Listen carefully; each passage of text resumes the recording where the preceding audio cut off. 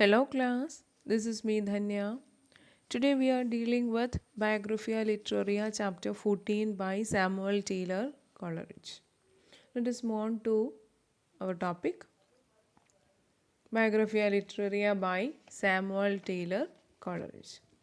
The first point itself is a question for the HSA English examination. What is that? That means alternate title of Biographia Literaria. What is the alternate title of Biographia Literaria? Biographical sketches of my literary life and opinions. And Biographia Literaria examines the relationship between literature and philosophy. And this Biographia Literaria is intended to be a short preface to a collection of his poems, Cymbeline Leaves 1817, but it expanded into 2 volumes. അപ്പോൾ Coleridge ആദ്യം തൻ്റെ വർക്കായിട്ടുള്ള സിംബലീൻ leaves 1817 ആ വർക്കിന് ഒരു preface ആയിട്ടാണ് എഴുതി തുടങ്ങിയത്. പക്ഷെങ്കിൽ അത് എന്തായിട്ട് വളർന്നു? It expanded into 2 volumes. അങ്ങനെയാണ് ബയോഗ്രഫിയ ലിറ്ററേറിയ അവിടെ ജനിക്കുന്നത്. And Coleridge himself called these workers an immethodical miscellany. അദ്ദേഹം തന്നെ ഈ വർക്കിനെ വിളിക്കുന്ന പേരാണ് ഇംമെത്തോഡിക്കൽ മിസ്സലാനി. That is an another question for the examination. Immethodical miscellany. And this work which was published in 1817 and it consists of 2 volumes of 24 chapters. There is a correction, printing mistake ആണ്. 23 എന്നാണ് അവിടെ വന്നിരിക്കുന്നത്, അവിടെ 24 chapters ആണ്. So it has the 2 volumes. Biographia Literaria has 2 volumes, and the first volume recounts the author's friendship with Robert Southey and William Wordsworth, and describes the influence of his philosophical development from his early teachers such as Immanuel Kant, John Fitch and Frederick Van Schelling, and the difference between fancy and imagination. ഈ 3 കാര്യങ്ങൾ ഏതൊക്കെയാണ്? First വോളിയത്തിൽ പറയുന്ന 3 കാര്യങ്ങളാണ് Coleridge friendship with Robert Southey and William Wordsworth. First point. Second, describes the influence of his early teachers like Immanuel Kant, John Finch and Frederick von Schilling. ഇവരുടെ 3 പേരുടെ influence കൊണ്ട് ഇദ്ദേഹം എങ്ങനെയാണ് ഒരു ഫിലോസഫിക്കൽ മൈൻഡ് ഡെവലപ്പ് ചെയ്തെടുത്തത്, അല്ലെ Coleridge as a ഫിലോസോഫർ ആയത് എങ്ങനെയാണെന്നുള്ളതും അദ്ദേഹം ഈ ഒരു ഫസ്റ്റ് വോളിയത്തിൽ ഡിസ്കസ് ചെയ്യുന്നുണ്ട്. And also discuss the difference between fancy and imagination. ഈ 3 കാര്യങ്ങളാണ് അദ്ദേഹം ഫസ്റ്റ് വോളിയം ഓഫ് ബയോഗ്രഫിയ ലിറ്ററേറിയയിൽ ഡിസ്കസ് ചെയ്യുന്നത്.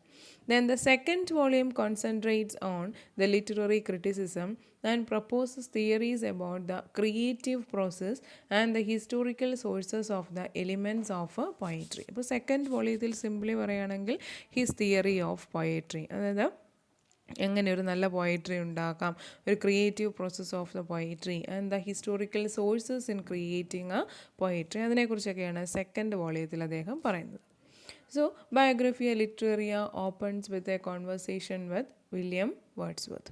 Then the poet within Coleridge discussed the difference between poetry and prose and the immediate function of poetry, whereas the philosopher discusses the difference between poetry and poem. അപ്പോൾ അവിടെ എന്താണ് ഈ ഒരു Biographia ലിറ്ററേറിയയിൽ Coleridge 2 point of വ്യൂവിൽ കൂടിയാണ് ഈ ഒരു വർക്ക് എഴുതിയിരിക്കുന്നത്.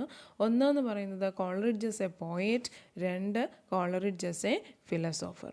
So, Coleridge as a poet discusses the difference between poetry and prose and also the function of poetry, but Coleridge as a philosopher discusses the difference between poetry and poem.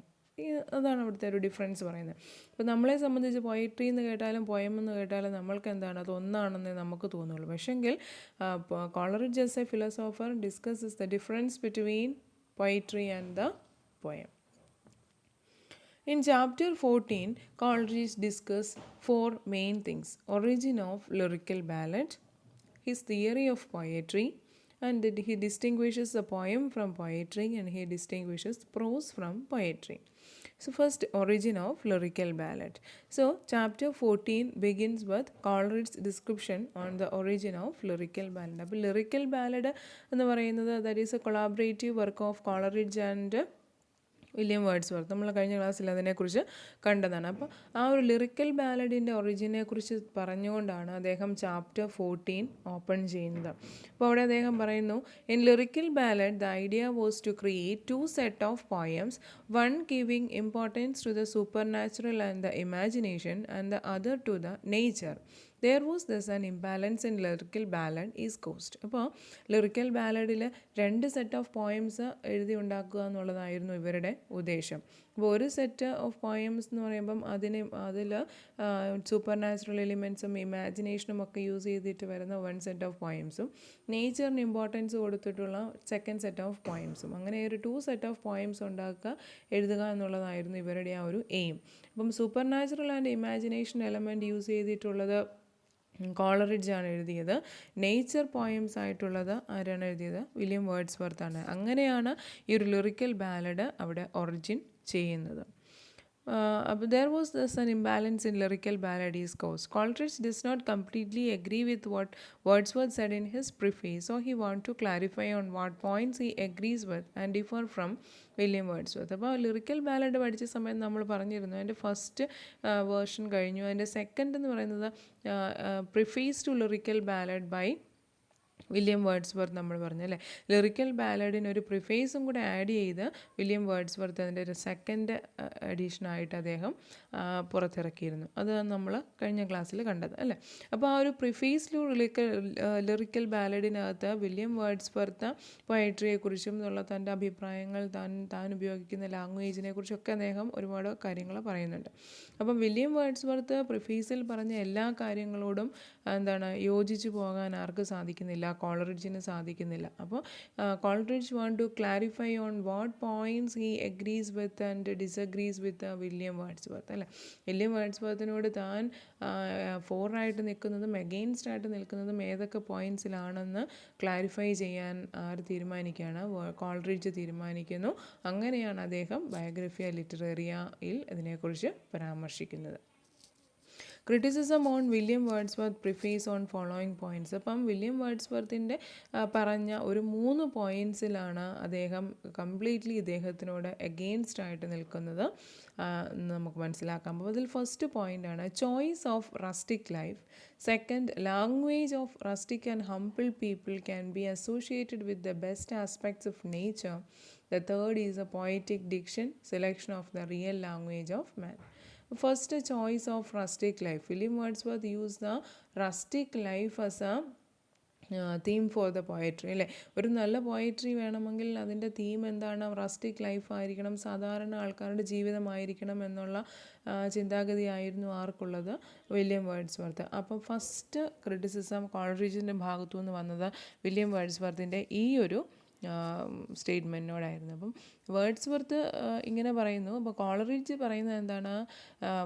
Coleridge said that Wordsworth's own character itself did not chosen from rustic life. Wordsworth ഇങ്ങനെയൊക്കെ പറയുന്നുണ്ടെങ്കിലും ചില അദ്ദേഹത്തിൻ്റെ വർക്കുകൾ കണ്ടാൽ നമ്മൾക്ക് അദ്ദേഹം rustic ലൈഫിൽ നിന്നുള്ള ക്യാരക്ടറാണെന്ന് നമുക്ക് പറയാൻ പറ്റില്ല എന്നും അദ്ദേഹം പറയുന്നത്. അതായത് അദ്ദേഹത്തിൻ്റെ തന്നെ എല്ലാ ക്യാരക്ടേഴ്സും റസ്റ്റിക് ലൈഫിൽ നിന്നുള്ള ക്യാരക്ടർ അല്ല എന്ന് കോളറിഡ്ജ് പ്രൂവ് ചെയ്തു. പിന്നെ second point, language of rustic and humble people can be associated with the best aspects of nature. അദ്ദേഹം പറയുന്നു, വേർഡ്സ്വർത്ത് പറഞ്ഞ എന്താണ്? നേച്ചറുമായിട്ട്, പ്രകൃതിയോട് ഏറ്റവും ഇണങ്ങി നിൽക്കുന്ന, പ്രകൃതിയോട് താതാത്മ്യം പ്രാപിച്ച് ജീവിക്കുന്ന ആൾക്കാരുടെ റസ്റ്റിക് ആൻഡ് ദ ഹംബിൾ പീപ്പിളിൻ്റെ ലാംഗ്വേജാണ് ഏറ്റവും സ്യൂട്ടബിൾ എന്ന് ആര് പറയുന്നു? വേർഡ്സ്വർത്ത് പറയുന്നത്. അത് ആ ഒരു വാദത്തിനോടാണ് രണ്ടാമത് കോളറിഡ്ജ് അതിനെയാണ് ക്രിട്ടിസൈസ് ചെയ്യുന്നത്. അപ്പോൾ കോളറിഡ്ജ് പറയുന്നത് എന്താണ്? According to Coleridge, a man's language may change on the basis of their education, on the basis of their noble thoughts and ideals of the minds of humanity. അല്ലേ, ഓരോ മനുഷ്യനും ഓരോ ദിവസവും ഓരോ നോളജ് ആർജിച്ചുകൊണ്ടിരിക്കുകയാണ്, എഡ്യൂക്കേഷൻ ആർജിച്ചുകൊണ്ടിരിക്കുകയാണ്. എല്ലാവരും education ആർജിച്ചുകൊണ്ടിരിക്കുന്നത്. ആ ഒരു education അല്ലെങ്കിൽ നോളജിൻ്റെ ബേസിസിൽ ഓരോരുത്തരുടെയും ലാംഗ്വേജും മാനറിസംസും എല്ലാം ചേഞ്ച് ചെയ്തുകൊണ്ടിരിക്കുകയാണ്. അപ്പോൾ നമുക്ക് ഇന്ന ആളുടെ ലാംഗ്വേജാണ് അല്ലെങ്കിൽ റസ്റ്റിക്കിൻ്റെ ലാംഗ്വേജാണ് ഏറ്റവും നല്ലത് അല്ലെങ്കിൽ ഏറ്റവും നേച്ചറുമായിട്ടുള്ള അടുത്തുള്ളത് എന്ന് നമുക്ക് പറയാൻ സാധിക്കുന്ന ഇല്ല എന്നും പറഞ്ഞ് കോളറിഡ്ജ് വേർഡ്സ്വർത്തിനെ കോൺട്രഡിക്റ്റ് ചെയ്യുകയാണ് ഉണ്ടായത്. പോയറ്റിക് ഡിക്ഷൻ്റെ കാര്യം പറയുകയാണെങ്കിൽ Wordsworth chooses real language of man, അല്ലെ real life language of man, സാധാരണ ആൾക്കാരുടെ സാധാരണമായി യൂസ് ചെയ്യുന്ന ലാംഗ്വേജാണ് ആര് യൂസ് ചെയ്യുന്നത്, വേർഡ്സ്വർത്ത് യൂസ് ചെയ്യുന്നത്. അതാണ് ഏറ്റവും ഒരു പോയട്രിക്ക് പറ്റിയ ഏറ്റവും നല്ല ലാംഗ്വേജ് എന്നുള്ളതാണ് വേർഡ്സ്വർത്തിൻ്റെ ഭാഗം. പക്ഷേങ്കിൽ അതിനെയും ഖണ്ഡിച്ചുകൊണ്ട് കോളറിഡ്ജ് രംഗത്ത് വരികയാണ്. According to Coleridge, every man's language varies according to the extent of his knowledge and the activity. ഓരോ വ്യക്തിക്കും അവൻ്റെ നോളജിനനുസരിച്ച് അവൻ്റെ ലാംഗ്വേജ് മാറുന്നുണ്ട്. അപ്പോൾ ഒരാളുടെ ഡിക്ഷൻ, ഈ ഒരു ഡിക്ഷനാണ് കൊള്ളാവുന്നത് എന്ന് നമുക്ക് ഒരിക്കലും പറയാനായിട്ട് അവിടെ സാധിക്കില്ല എന്ന് അദ്ദേഹം പറയുന്നു.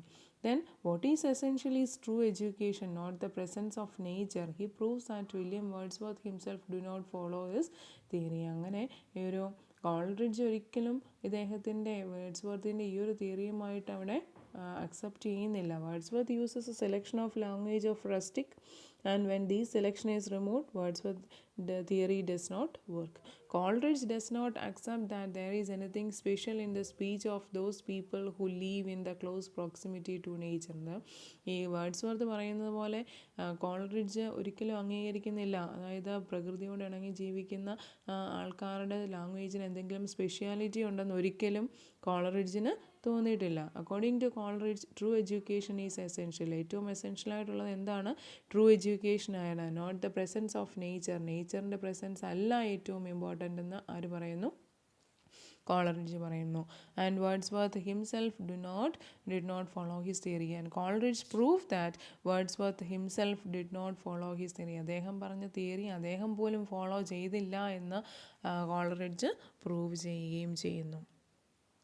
Then Coleridge's theory of poetry. അതിൽ അദ്ദേഹം fancy and imagination. His theory of poetry, he distinguishes the fancy and imagination. Fancy means fancy sees outside and is able to give a portrait of the outside. Imagination is a symblastic power, the power capable of unifying into one. It can be classified into primary and secondary imagination. അപ്പോൾ fancy ഇമാജിനേഷനെയും distinguish ചെയ്യുകയാണ് അവിടെ ചെയ്യുന്നത്. According to Coleridge, fancy means what can be seen outside or can be able to give a portrait of the outside. അവിടെ fancy എന്ന് പറഞ്ഞാൽ നമ്മൾക്ക് അവിടെ നമ്മുടെ ഇമാജിനേഷൻ യൂസ് ചെയ്ത് അല്ലെങ്കിൽ നമ്മളുടെ കോൺട്രിബ്യൂഷനൊന്നുമില്ല. ഫാൻസിഫുള്ളായിട്ട് നമ്മൾ സെൻസ് ഓർഗൻസ് ഉപയോഗിച്ച് നമ്മൾ എന്തൊക്കെ പുറത്ത് കാണുന്നു, നമ്മളുടെ ഔട്ട്സൈഡിൽ കാണുന്ന കാര്യങ്ങൾ, അതിനെയാണ് എന്താ നമുക്ക് ഫാൻസിഫുള്ളായിട്ട് ഫാൻസി എന്ന് നമുക്ക് പറയാൻ പറ്റുന്നത്. പക്ഷേ ഇമാജിനേഷൻ എന്ന് പറഞ്ഞാൽ എന്താണ്? It is an esemplastic power with inverted comma, esemplastic power. Esemplastic power means a creative power or the shaping power. And imagination is an esemplastic power. It is the power capable of unifying into one. And Coleridge divide the imagination into two, primary and the secondary imagination. Primary imagination means it is an unconscious power of recurring external world through the sense organs or involuntary act of the mind. It is universal, constitutes only perception. അപ്പം primary imagination എന്ന് പറഞ്ഞാൽ എന്താണ്? അത് unconscious ആയിട്ട് വരുന്നതാണ്. നമ്മളിപ്പം ബസ്സിലൊക്കെ ഇങ്ങനെ പോകുന്നു, അപ്പോൾ നമ്മൾ ഓരോ കാര്യങ്ങൾ എങ്ങനെ കാണുന്നു, അതൊക്കെ നമ്മളുടെ ഇമാജിനേഷനുമായിട്ട് കൂടിച്ചേർത്ത് ഇതൊക്കെ നമ്മളുടെ അൺകോൺഷ്യസ് ആയിട്ട് നമ്മളിലേക്ക് പെർസീവ് ചെയ്യുന്ന ഇൻവോൾവെൻ്ററി ആക്ട് ഓഫ് മൈൻഡാണ്. എന്നാൽ സെക്കൻഡറി ഇമാജിനേഷൻ എന്ന് പറഞ്ഞാൽ എന്താണ്? Conscious artistic creation is possible. Works upon the primary imagination. It is the shaping power or the esemplastic power. ഈ ഒരു സെക്കൻഡറി ഇമാജിനേഷനെയാണ് എസംപ്ലാസ്റ്റിക് പവർ എന്ന നമ്മുടെ കോളറിഡ്ജ് വിളിച്ചിരിക്കുന്നത്. അതായത് ഒരു പോയറ്റ് അല്ലെങ്കിൽ ഒരു ആർട്ടിസ്റ്റ് ഒരു കവിത എഴുതാനിരിക്കുകയാണ്. അദ്ദേഹം എന്താണ് കോൺഷ്യസ്ലി അദ്ദേഹത്തിൻ്റെ ഉള്ളിലുള്ള ആ ഒരു ഇമാജിനേഷൻ പവർ യൂസ് ചെയ്ത് അത് അങ്ങനെ എഴുതണം വേണം എന്നുദ്ദേശിച്ച് അദ്ദേഹം എഫേർട്ട് എടുത്ത് ആ ഒരു ക്രിയേഷൻ നടത്തുന്നു. അതാണ് എന്ത് സെക്കൻഡറി ഇമാജിനേഷൻ എന്ന് പറയുന്നത്. എസംപ്ലാസ്റ്റിക് എന്ന് പറഞ്ഞാൽ എന്താണ്? It is A method of creation of arts on the basis of knowledge, experience and intuitive conception of the artist. അപ്പം എസംപ്ലാസ്റ്റിക് പവർ മീൻസ് നമ്മൾ ആർജിച്ചു നമ്മളുടെ ഉള്ളിലുള്ള നോളജ്, നമ്മളുടെ എക്സ്പീരിയൻസ്, നമ്മളുടെ ഇൻറ്റ്യൂട്ടീവ് പവറൊക്കെ യൂസ് ചെയ്ത് നമ്മൾ ഒന്നിനെ ക്രിയേറ്റ് ചെയ്യുന്നു. അതിനെയാണ് എന്ത് പറയുക? എസംപ്ലാസ്റ്റിക് എന്ന് പറയുന്നത്. Creative power or the shaping power എന്ന് പറയും. Then Coleridge coined two phrases in relation with imagination. First is a willing suspension of disbelief, and the second is a shaping spirit of imagination. Willing suspension of disbelief means willingness of a reader to accept the premises of a work of fiction or overlook the limitations of the medium, even if they are fantastic or supernatural. For example, Superman. അപ്പം willing suspension of disbelieve അത് ആരുടെയാണ്? ഇമാജിനേഷനുമായി relate ചെയ്ത് Coleridge coin ചെയ്തിരിക്കുന്ന ഒരു ഫ്രേസാണ് willing suspension of disbelief. അപ്പോൾ അതിൽ അദ്ദേഹം പറയുന്നത് വായിക്കുന്ന വ്യക്തിക്ക് ആ ഫിക്ഷനകത്തെ, അല്ലെങ്കിൽ ഒരു ഫിക്ഷൻ വായിക്കുകയാണെന്ന് വിചാരിക്കുക, ആ ഫിക്ഷനകത്തെ ക്യാരക്ടറിനെ അക്സെപ്റ്റ് ചെയ്യുന്നതിന് ഉള്ള ആ ഒരു റീഡറിൻ്റെ വില്ലിങ്നെസ്. ഇപ്പോൾ ഒരു എക്സാമ്പിൾ പറയുകയാണെങ്കിൽ സൂപ്പർമാൻ പറയാം. ഇപ്പോൾ സൂപ്പർമാൻ എന്ന് പറയുന്ന ഒരു ക്യാരക്ടർ, അദ്ദേഹത്തിന് അത്രയും കഴിവ് മറ്റാർക്കും ഇല്ല, അല്ലെങ്കിൽ അദ്ദേഹം ഒരു ഫിക്ഷണൽ ക്യാരക്ടറാണ്, അത് ഒരു എക്സ്ട്രാ ഓർഡിനറി ആയിട്ടുള്ള ഒരു ക്യാരക്ടറാണ്, അതുപോലെ സാധാരണ ആൾക്കാർക്ക് എത്ര ശ്രമിച്ചാലും ആകാൻ പറ്റില്ല എന്നുള്ള കാര്യങ്ങളൊക്കെ നമുക്കറിയാമെങ്കിൽ പോലും അത് കണ്ടുകൊണ്ടിരിക്കുമ്പോൾ, അല്ലെങ്കിൽ ആ ഒരു വർക്ക് വായിച്ചുകൊണ്ടിരിക്കുമ്പം നമ്മൾ അങ്ങനെ ഒരു വ്യക്തി ഉണ്ട് എന്ന് വിശ്വസിച്ച് പോകും. ഇല്ലാത്ത ഒന്നിനെ അങ്ങനെ ഉണ്ട് എന്ന് ഒരു നിമിഷത്തേക്കെങ്കിലും നമ്മൾ വിശ്വസിച്ച് പോവുകയാണ്. അതിനെയാണ് അദ്ദേഹം പറയുന്നത് willing suspension of disbelief. Then the shaping spirit of imagination. അത് നമ്മളിപ്പം പറഞ്ഞതാണ്. ഇമാജിനേഷൻ എന്ന് പറയുന്നത് എന്തിനു വേണ്ടിയാണ്? ദ ഷേപ്പിംഗ് സ്പിരിറ്റ്, ഒന്നിനെ ക്രിയേറ്റ് ചെയ്യുന്നതിന്, ഷേപ്പ് ചെയ്യുന്നതിന്. Imagination leads a major role in the creative activity. Then distinguishes the poem from poetry. According to Coleridge, poetry is the activity of poet's mind. Poem is a form of expression, a verbal expression of the activity of poet's mind wrote in the paper. അപ്പോൾ Coleridge as a philosopher distinguishes a poem from poetry. According to Coleridge, poetry is the activity of poet's mind and poem is what we wrote in a paper. അപ്പോൾ ഒരു artist ഒരു poem എഴുതാനിരിക്കുന്നു. Artist ഒരു poem ആലോചിച്ച് തൻ്റെ ബുക്കിനകത്ത്, തൻ്റെ പേപ്പറിനകത്ത് എഴുതുന്നു. ആ എഴുതി വെച്ചിരിക്കുന്നത് എന്താണോ അതാണ് പോയം. അത് എഴുതുന്നതിന് വേണ്ടി അവൻ്റെ മനസ്സിൽ നടന്നുപോയ, അല്ലെങ്കിൽ അവൻ്റെ മനസ്സിൽ ഉണ്ടായിരുന്നതായിട്ടുള്ള ആ ഒരു ചിന്താശകലങ്ങളെയാണ് എന്തെന്ന് പറയുന്നത്? Poetry, activity of poet mind. അതിനെയാണ് പൊയട്രി എന്ന് പറയുന്നത്. അവൻ്റെ ഇമാജിനേറ്റീവ് കപ്പാസിറ്റി യൂസ് ചെയ്ത് ആ പേപ്പറിൽ എഴുതിയ ആ ആക്ടിവിറ്റിയാണ് എന്തെന്ന് പറയുന്നത്? പോയം എന്ന് പറയുന്നത്. That is the difference between poem and poetry according to Coleridge as a philosopher. Then he distinguishes the prose and poetry. According to Coleridge, pleasure is the end of poetry, and pleasure arises from the organic unity of the work of art. He view poetry is an activity of imagination, not as an imitation, which in turn is a shaping and unifying power which dissolves, dissipates, and creates. He adds that poetry is different from prose because poetry is meter and the arrangement of language is also different. So Coleridge gave importance to the pleasure for the poetry. According to Coleridge, pleasure is end of poetry. ആ ഒരു പോയിട്രിയുടെ ഉള്ളിൽ നിന്ന്, ഒരു poetry വായിക്കുന്ന ഒരു വ്യക്തിക്ക് എന്താണ്? അതിൽ നിന്നൊരു പ്ലഷർ കിട്ടണം. ആ ഒരു പ്ലഷർ, ഒരു സന്തോഷം, ഒരു ജോയ് കിട്ടണമെങ്കിൽ ആ ഒരു ഫുൾ വർക്ക് ഓഫ് ആർട്ട്, ആ ഒരു വർക്കിൻ്റെ യൂണിറ്റിയിൽ നിന്ന് മാത്രമേ നമുക്ക്, ഒരു ഓർഗാനിക് യൂണിറ്റിയിൽ നിന്ന് മാത്രമേ ആ ഒരു വർക്കിൻ്റെ അതിൽ നിന്ന് മാത്രമേ നമുക്ക് ആ ഒരു പ്ലഷർ അവിടെ ലഭിക്കുകയുള്ളൂ. And he view poetry is an activity of imagination. According to Coleridge, poetry is an activity of imagination, not an imitation, and it is a shaping and unifying power which dissolves, dissipates, and creates. And also he adds that poetry is different from prose, and Coleridge said that poetry use meter and the arrangement of languages in the poetry and the prose is also different. Poetry is different from prose. എന്തുകൊണ്ടാണ്? prose use meter and the arrangement of language is also different in prose and poetry. അപ്പോൾ ഇത്രയും കാര്യങ്ങളാണ് മെയിനായിട്ട് ബയോഗ്രഫിയ ലിറ്ററേറിയ chapter 14 Coleridge discuss ചെയ്തിരിക്കുന്നത്. അപ്പോൾ ഇത് നമുക്ക് exam point of വ്യൂവിൽ വേണ്ടുന്ന അത്യാവശ്യം എല്ലാ കാര്യങ്ങളും ഇതിൽ നമ്മൾ ഡിസ്കസ് ചെയ്ത് കഴിഞ്ഞിട്ടുണ്ട്. അപ്പം എല്ലാവരും ക്ലാസ് കേൾക്കുക, നോട്ട്സൊക്കെ എഴുതിയെടുക്കുക, നന്നായിട്ട് പ്രിപ്പയർ ചെയ്യുക. Okay, thank you.